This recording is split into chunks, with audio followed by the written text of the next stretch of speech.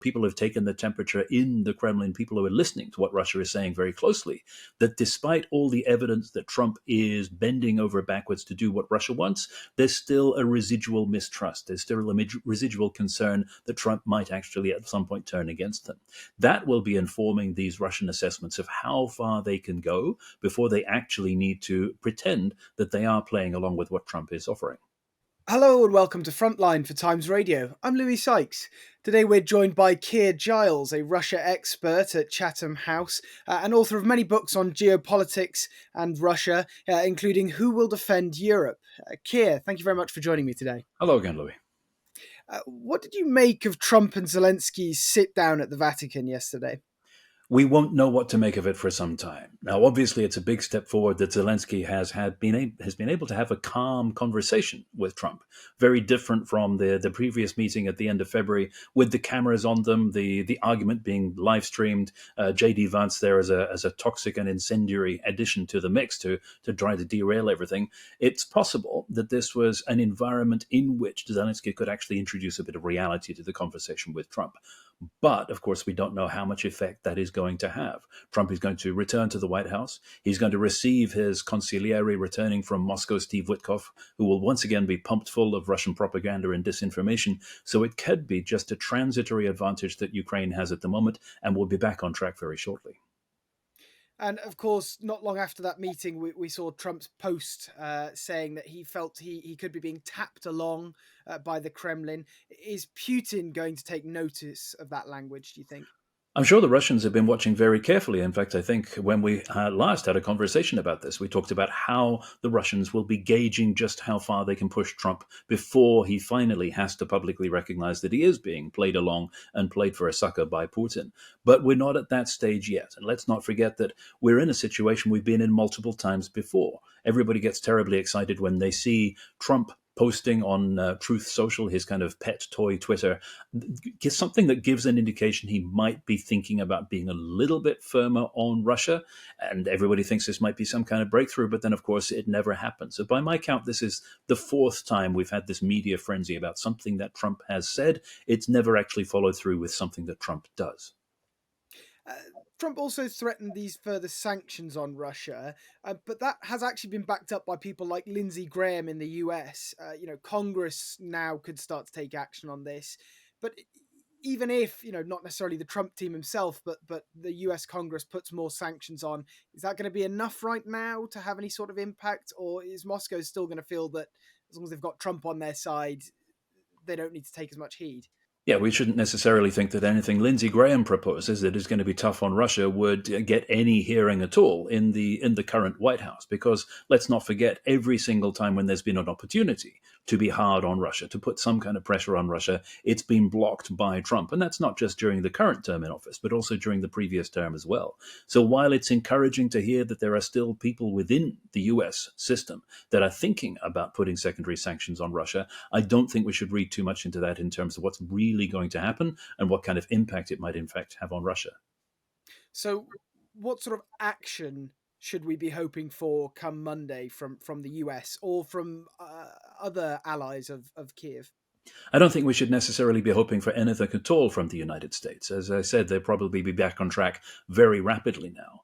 What is going to be interesting is what exactly is meant when they talk about walking away from the process, walking away from the undertaking that they've engaged in terms of trying to force Russia's surrender terms onto Ukraine.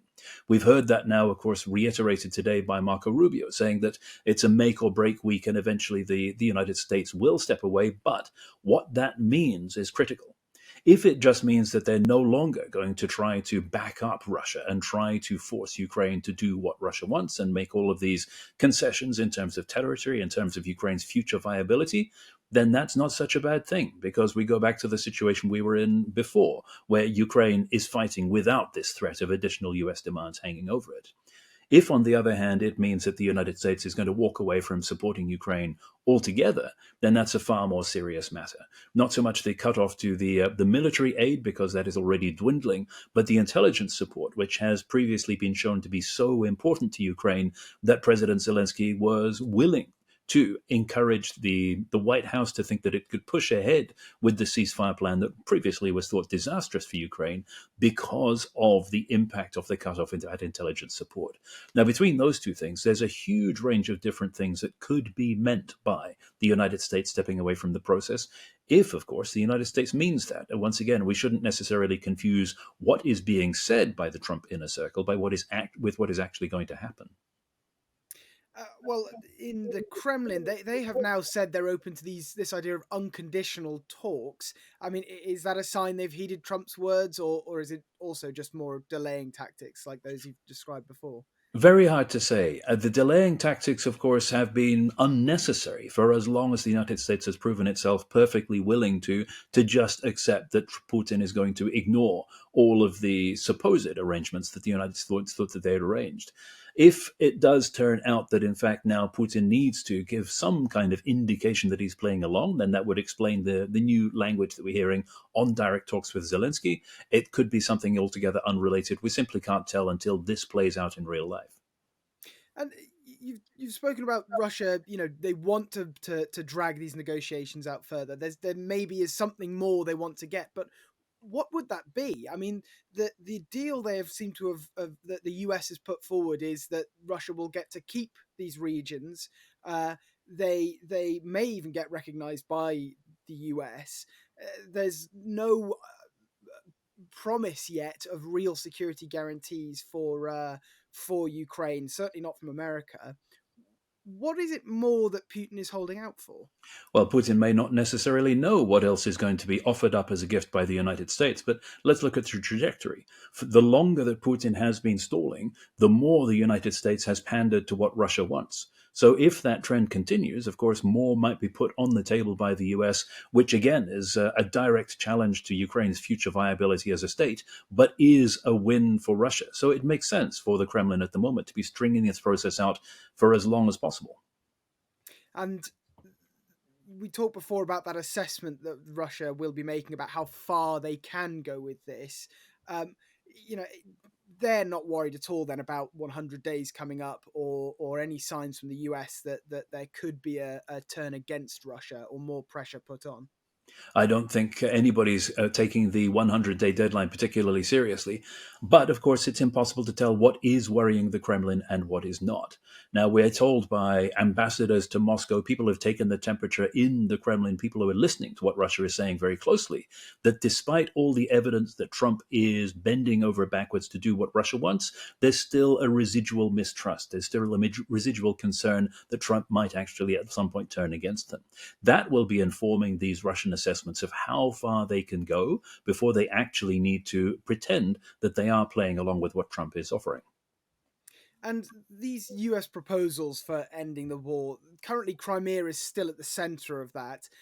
Does a recognition by the US of Crimea as Russian mean anything, given that the annexation of Crimea is still judged as being illegal under international law, and it doesn't seem like anyone else is going to sign up to recognize Crimea as being Russian? That problem is not just limited to Europe, it's actually global. Because that recognition that the United States is promising of Russia's right to Crimea, to territory that it has illegally seized, says to large aggressive countries around the world, if you attack your neighbors, if you invade them, if you seize territory, the United States is not only not going to intervene, but will actually facilitate this and will reward you by recognizing your right to that territory. And that is a hugely destabilizing thing to do around the world. So, is there anything now that the US or other partners could do to stop nations? I mean, I think we're all probably thinking of China, for example, from seeing any agreement like this as just a tacit green light for land grabbing. Well, they, of course, so much of the US turning away from Europe and its commitments to the European continent is supposed to be bound up with dealing with the China problem. But that pivot doesn't really seem to be reflected in US policy so much because there is very little that is being done to deter China and a great deal that is being done to weaken the United States' defenses against China, not only militarily, but also soft power with the erosion of the levers of soft power that the United States previously had, like the radio broadcasting stations, like USAID, All of that was important for withstanding Chinese influence. All of that is being demolished. So, what the United States is sending as a message around the world is that all bets are off. And yes, by all means, have a free for all and invade your neighbors. So there's nothing more Europe could do, for example, to kind of say you might get away with this with Trump, but not with us, not with the rest of the world. Well, the limits of how assertive Europe can be seem to have been set by the ongoing conversations about the so called coalition of the willing and whether they might or might not be able to insert themselves in a militarily relevant way in Ukraine. The conversation seems to be moving towards, well, actually, no, they can't. So if they can't project power even in their own neighborhood, if Russia doesn't want them to be there, then there's very little scope for doing so much further afield. And probably just as worrying is this suggestion of the US lifting sanctions as part of peace talks with Russia. Again, though, if it's only America that's doing this, can that alone hold up the Russian economy? Well, for that, you'd need to talk to a sanctions expert and an expert on the Russian economy, which I sadly am not. But we do also need to look at it as part of an overall package. It's part of the rehabilitation of Russia, part of the normalization of relations, and again, rewarding Russia for its aggression, restarting diplomatic relations, suspending all of the investigations into Russian war crimes in order that they can commit more and better war crimes in the future. All of the ways in which Russia is being brought in from the cold, and sanctions relief really is just an element of that. It's a much bigger, much broader, much more disturbing picture, and one that's much more dangerous for Europe. And what does the seeming involvement, though, of European leaders in organising that meeting at the Vatican say about Putin's attempt to decouple Europe and the US? Well, seeming involvement is a good way of putting it. We don't know precisely what happened there and what this ballet that we seem to have seen with chairs being brought in and out actually signified in terms of who's bringing the meeting together, who was supposed to be involved in it. But it is a symptom of the way that there are two parallel tracks for a potential resolution to the conflict in Ukraine or its future direction, which have at the moment apparently no points of contact at all. There's the United States trying to impose Russia's terms of surrender on Ukraine. There are European countries which are backing Ukraine instead to continue as a viable country which can deter Russia from future aggression, and so is looking for a more durable peace agreement or some way of holding Russia at bay. And those are two very different visions of how Ukraine is actually going to be in the future. And earlier this week, Sergei Shoigu, the former defense minister and now Russian Security Council secretary, suggested Russia could respond to unfriendly actions from European nations with nuclear weapons. I mean, how should European states that are kind of rearming following Russia's invasion, uh, how should they read into those threats? Exactly the same as they have done, not just since the full scale invasion of Ukraine, but actually for a decade since, ever since Russia started ramping up its program of military intimidation using nuclear weapons. Everybody is very excited also about Russia's nuclear threats through collective amnesia, that this is part of the standard background noise of dealing with Russia. Back in 2023, early part of 2023, we wrote a report called Russian Nuclear Intimidation and how it shapes Western responses, something or other after that. By because the pattern was already very clear. Russia had used nuclear weapons very effectively as an information weapon rather than actually firing them to constrain the responses of primarily the United States and Germany. Now, the primary audience for them, of course, the United States, is now out of the picture. They don't need to threaten them. And hopefully, European countries are wiser to the game now and understand there's a big difference between saying something about nuclear weapons, plenty of loose talk, and actually looking as though they might be willing to do something about nuclear weapons, which has never happened to date. And perhaps a more direct message to the Kremlin was this Russian general who's been killed in a car bombing in Moscow. What sort of impact does this ongoing assassination threat have on Russia's military and political establishment? Well, with any luck, it'll be making them feel quite nervous. Of course, the individuals that are accessible and reachable by Ukraine's intelligence services or whoever else it is that is targeting, and let's not rule out that, of course, part of the internal infighting within Russia's own elites could, in fact, be returning before long. all of them will be the ones that are most easily reached because there are plenty of targets, but it's a question of how you can actually get to them that will probably determine the sequence in which they are picked off.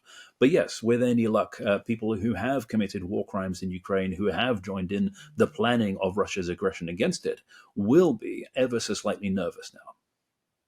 And more widely on this kind of hybrid warfare we've seen evolve during this conflict, do you think that is likely to slow down or decrease or stop even if some sort of ceasefire is reached in Ukraine? Absolutely not. In fact, probably the opposite. One of the reasons why there was a temporary lull in Russia's attacks across the European continent was because all of its intelligence officers, those that had been thrown out of European countries after February 2022, were busy in Ukraine, conducting sabotage, murder behind the lines. And that's the reason why Russia had to recruit this network of proxies to do the work for them, because they could not use the original serving military officers that in the previous decade had been roaming Europe carrying out murder, assassination, sabotage, arson, etc.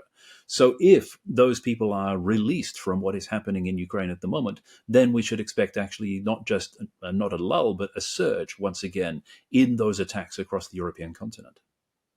And so the possible movement towards some sort of agreement in the coming weeks, that shouldn't be read by European nations certainly as a sign that that they can relax at all, or they can be less worried about the threat from Russia. No, even if there is an agreement impending, and I would suggest there are no signs that that is actually on the cards at all, it doesn't mean that Russia is going to stop its attacks. In fact, all of the previous patterns of behavior that we see suggest that at that point the brakes are off. The clock is ticking because Russia is rebuilding its armed forces and not having the Ukrainian armed forces destroying them almost as rapidly as they can be rebuilt. And they have the bandwidth, the resources, the personnel to actually carry the fight further into Europe. And just coming back to that car bombing for a moment, I mean, what does it say about the Russian security system that these bombings can continue to happen right in the heart of the Russian capital? I think it says more about Ukraine's reach and the capabilities of Ukraine's intelligence services. If it is in fact demonstrated that this is once again a Ukrainian operation, it speaks to the capability and the resourcefulness and the inventiveness of those people that are seeking to strike for on behalf of Ukraine. And meanwhile, in Ukraine, Russia claims, well, on the border at least, Russia claims they've completed their mission to retake the Ukrainian occupied area of Kursk. How should we judge that operation by Ukraine? I mean, did it in the end have any sort of meaningful political impact at least? Well, we shouldn't necessarily judge it by just what happened in the end, because at the time this operation was launched, there were very sound reasons for doing so, some of which were temporary, some of which were permanent, some of which were achieved at the time. So, for example, something as simple as acquiring large numbers of Russian military prisoners to fill the so called exchange fund for trying to recover Ukrainians, servicemen and civilians from Russian captivity. And also the potential that it might have been used as some kind of negotiating tactic for a peace settlement. The fact that Ukraine held some Russian territory as well as vice versa could have been useful. So at the time the operation was launched, it made perfect sense. It also disrupted a potential Russian offensive into Ukraine from the same area. Now, time has passed and the utility of that operation is now much less. So we shouldn't be surprised that Ukraine has been willing to relinquish this territory partially or completely. And is that ongoing threat of the possibility of further incursions? I mean, is that something that Kiev will find useful in ongoing talks or negotiations? I'm sure it would be surprising if Ukraine were not currently planning for some similar operation somewhere along the front line. And Putin will presumably be seeking this as just another chance to kind of claim some sort of victory. Is that really the way it's going to be viewed, though, in the Kremlin and in Russia? That this is just, oh, Russia is a mightier army and it can just beat the Ukrainians around the room whenever it wants to, if that makes Well, sense. once again, it really helps for Putin that he has almost complete control over what is portrayed in state media. And that's what has allowed him to claim victory in this particular operation several times already. It probably won't stop. There'll probably be plenty more triumphant rhetoric coming from Putin before we're over. And just to finish, Keir, I mean, do you think that the deal as it is at the moment, or as it's progressing, Is this the victory Putin was looking for in Ukraine? And if it isn't, why would he take the opportunity to kind of seize that ceasefire now? Certainly, it's not what Russia was expecting when it first mounted the full scale invasion in February 2022. But then, let's not forget, nothing has gone as Russia expected. Falling into the trap of believing their own propaganda meant that they were looking forward to an outcome which was never going to happen. So now Russia will take the best outcome that it can be given by the United States. But as we were discussing a few minutes ago, for as long as they string the United States along and keep being given more and more in terms of what the United States tries to extract from Ukraine, it makes perfect sense for Russia to string the process out. And overall, then, though, does that leave Putin now and Russia now in a stronger position, especially on the world stage? Russia is certainly in a stronger position than it was before Donald Trump arrived in office. Now, we had a consensus among a lot of people watching Russia, particularly its economy, its manpower, its reserves of armored vehicles, all of the things that it needed to continue waging war, assessing that by the end of this year, by the end of 2025, or possibly into 2026, Russia was going to run out of time. It was going to become increasingly difficult to sustain the war effort. But of course, now they have been rescued from that by Donald Trump stepping in and handing them a lifeline and providing them with an alternative means out of the conflict to cement the gains that they have already made. Kid Giles, thank you very much for speaking to me today on Frontline. Thank you, Louis. You've been watching Frontline for Times Radio with me, Louis Sykes. If you'd like to be the first to get exclusive content, you can sign up for membership with the link below. You can also listen to Times Radio for the latest news and analysis, or read it on thetimes.com. Thanks for watching. Goodbye.